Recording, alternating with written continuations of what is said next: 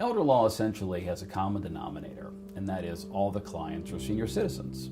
At its core, that's really all it is, because whether you're young or whether you're old, you still need wills, trusts, financial powers of attorney, and such.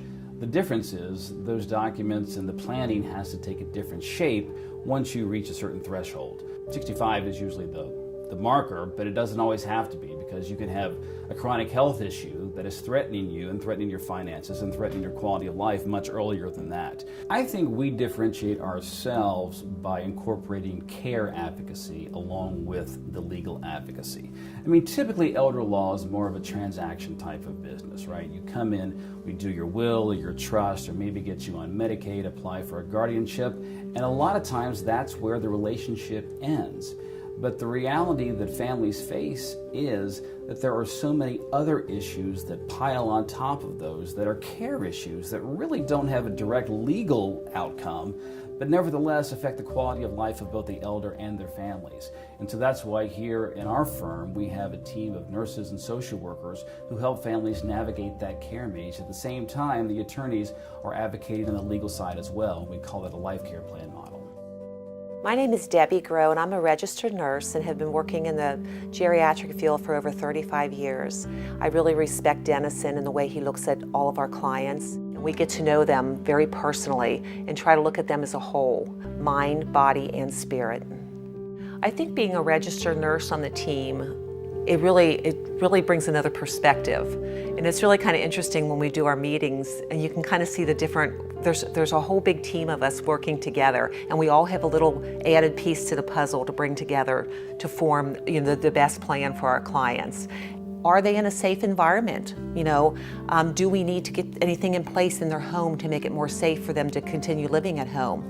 Or have they kind of went to that next level? Do they need an assisted living facility? Or do they need nursing facility? And we try to help them with that and not every place is for everybody. You got to find that right place that's going to gel with them, their personalities, their families, location. So these are some of the things that we look at when we go do an assessment at someone's home. That's why it's important to actually go visualize the home and the client in their home and see how they do in their environment and make sure that they are keeping up with all their medical issues that are going on. People tend to plan for the big bridge in life. On one hand, almost everybody has some sort of retirement savings, 401k, IRA, CD. On the other side of the bridge, almost everybody has some sort of estate planning, a will, a trust, a payable on death account, a beneficiary form. Almost nobody plans for the middle. And that's where all the chaos reigns.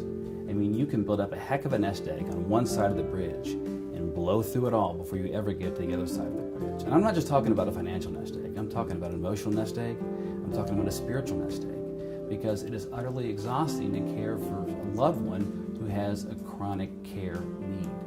And that's why having an advocate who's been through it before, who knows how to tell you the mistakes to avoid, who knows where to tell you to go, to give some advice, to advocate for you, that's invaluable in the life care plan process.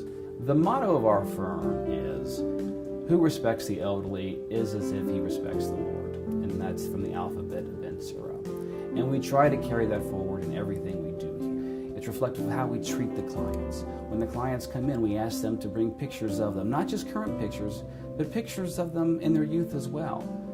It's a nice reminder for us that, hey, we're all on this path together. At one point, the person I'm advocating for was just as hip as I like to think that I am, and just as sharp and just as vibrant. It's just time caught up with that person.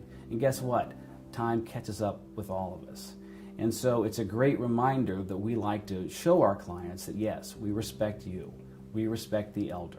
It's noble work, and we're going to work really hard for you. And we want you to feel that respect from the moment you walk in and you greet our administrative assistant to the moment you walk out the door.